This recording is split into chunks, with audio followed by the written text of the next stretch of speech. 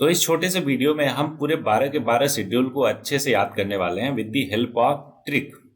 और वो ट्रिक ये रहा आपके सामने। लेकिन आपको पता है कि बिना बेसिक क्लियर हुए ट्रिक का कोई मतलब नहीं रह जाता, इसलिए पहला हमारा दायित्व ये बनता है कि हम बेसिक को बहुत ही अच्छे से क्लियर करें। तो बेसिक के लिए ये रहा आपके सामने 12 के 12 शेड्यूल। वन बाय वन हम सारा कुछ आपको समझाने वाले हैं कि आखिर कौन से शेड्यूल में क्या बातें कही गई है। तो देखो, फर्स्ट शेड्यूल की बात किया जाए तो उसमें है सारा लिस्ट ऑफ यूनियन टेरिटरी और स्टेट। तो इसको हम किससे रिप्रेजेंट करेंगे? टी से, लेटर टी से।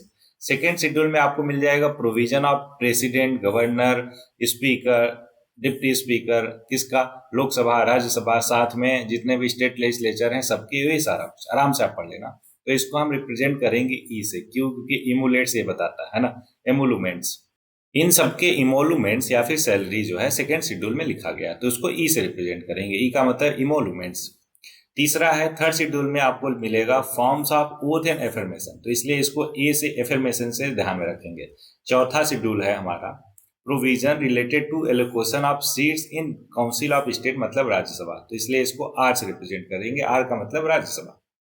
पांचवा शेड्यूल बोलता है provision as to administration and control of scheduled area and scheduled tribe, तो इसको हम रिप्रेजेंट करेंगे एस से। एस क्या रिप्रेजेंट करता है? Scheduled areas. ठीक है, ये हो गया हमारा टीएस। अभी तक देख रहे हो हमने क्या किया? T E A R S किया, 5 किया हमने schedule T E A R T S से। ठीक है, अब छठा शेड्यूल में क्या मिलेगा आपको?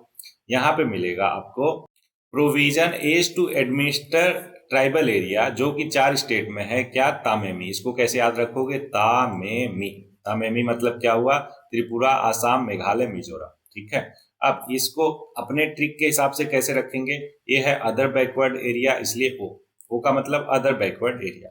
7 शेड्यूल में आपको मिल जाएगा फेडरल लिस्ट, जिसमें 3 लिस्ट है, आपको पता ही है, यूनियन लिस्ट, स्टेट लिस्ट और कंकरेंट लिस्ट। इसको क्या बोलते हैं? फेडरल लिस्ट, इसलिए एफ से, है ना। फिर 8 शेड्यूल में मिलेगा आपको ऑफिशियल लैंग्वेज, इसलिए फिर से इसको वो से रिप्रेजेंट करेंगे। 9 शेड्यूल में मिलेगा आपको certain acts and regulation regarding land reform, इसलिए इसको एल से रिप्रेजेंट किया। 10 शेड्यूल में मिलेगा provision regarding disqualification on the ground of defection, defection का मतलब डी। और फिर 11th और 12th आपको पता है क्या? पंचायत और म्यूनसिपालिटी के रिलेटेड पावर, अथॉरिटी और रिस्पॉन्सिबिलिटी। तो ये हो गया पंचायत का पी, म्यूनसिपालिटी का एम।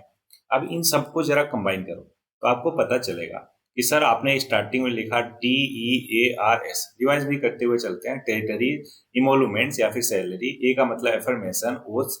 आर का मतलब राज्यसभा में सीटों का डिस्ट्रीब्यूशन। एस का मतलब क्या हुआ? Schedule area. Tears, O F off. O का मतलब क्या हुआ? यहाँ पे नंबर भी लिखते चलो, 1 2 3 4 5, फिर 6 7, फिर of old P F, O L D 7 8 9 10, फिर पी एफ मतलब 11 और 12। ठीक है, तो 6 7 का आपको क्लियर है क्या? अदर बैकवर्ड एरिया और फेडरल लिस्ट, जिसमें तीनों लिस्ट है, स्टेट लिस्ट, यूनियन लिस्ट और कंकरेंट लिस्ट।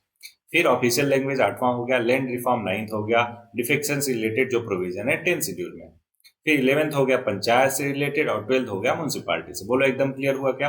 Very good. अब बात आती है कि सर स्टार्टिंग में तो आपने कहा कि 8 ही थे, है ना। जब हमारा कॉन्स्टिट्यूशन एडॉप्ट हुआ था उस टाइम पे 8 ही शेड्यूल थे, तो बाकी 4 कब आए? तो कब आए वो बताने के लिए ये रहा आपके सामने डेट के साथ साथ कॉन्स्टिट्यूशनल अमेंडमेंट एक्ट भी, कि फर्स्ट अमेंडमेंट एक्ट से ऐड किया गया शेड्यूल 9 कब? 1951 में। फिर 85 में 52nd अमेंडमेंट से शेड्यूल 10 ऐड किया गया।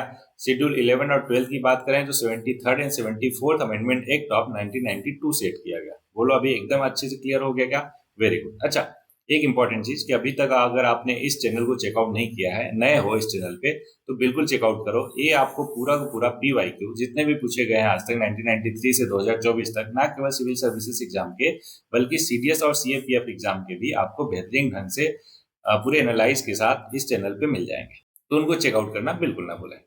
तो इस लेक्चर में बस इतना ही था। होपफुली आपको सारा कुछ बहुत ही ढंग से अच्छे से क्लियर हो गया होगा।